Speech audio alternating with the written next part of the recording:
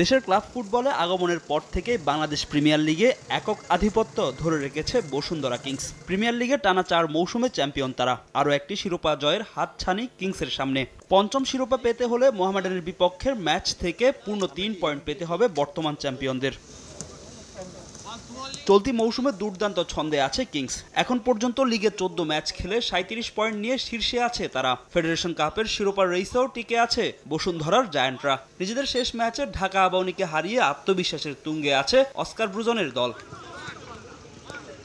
যদিও এই ম্যাচের আগে বিভেদের গুঞ্জন ডালপালা মেলেছে কিংস শিবিরে। দুই ফরেন রিক্রুট মিগেল দামাসেনো ও রবসন রবিনোর দ্বন্দ্ব প্রকাশ্যে এসেছে সবশেষ আবাহনীর বিপক্ষের ম্যাচে, যা নিয়ে অস্বস্তিতে আছেন কোচ অস্কার ব্রুজন। তবে এইসব এক পাশে রেখে জয়ের জন্যই মাঠে নামবে দেশের ফুটবলের নতুন পাওয়ার হাউস।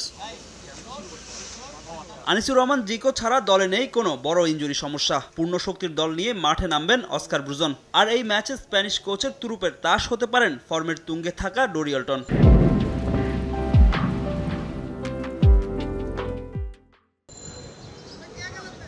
অন্যদিকে বসুন্ধরাকে ছেড়ে কথা বলবে না মোহামেডান। প্রিমিয়ার লিগে চলতি মৌসুমে কিংস যে একটি ম্যাচে হেরেছে তা সাদা কালোদের বিপক্ষেই। তাই এই ম্যাচে জয় তুলে নিয়ে কিংসের লিগ শিরোপার অপেক্ষা দীর্ঘায়িত করতে চায় আলফাজ বাহিনী।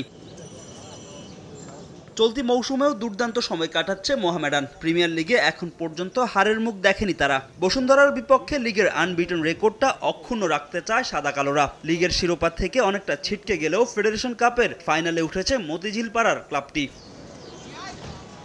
দারুণ ছন্দে আছেন মোহামেডানের অধিনায়ক সোলেমান দিয়াবাতে ও মুজাফফরউদ্দিন মুজাফফরব। বর্তমান চ্যাম্পিয়নদের রুখে দিতে বদ্ধপরিকর তারা। আর কিংসের বিপক্ষে শেষ ম্যাচের জয় আত্মবিশ্বাস যোগাচ্ছে মোহামেডান শিবিরে।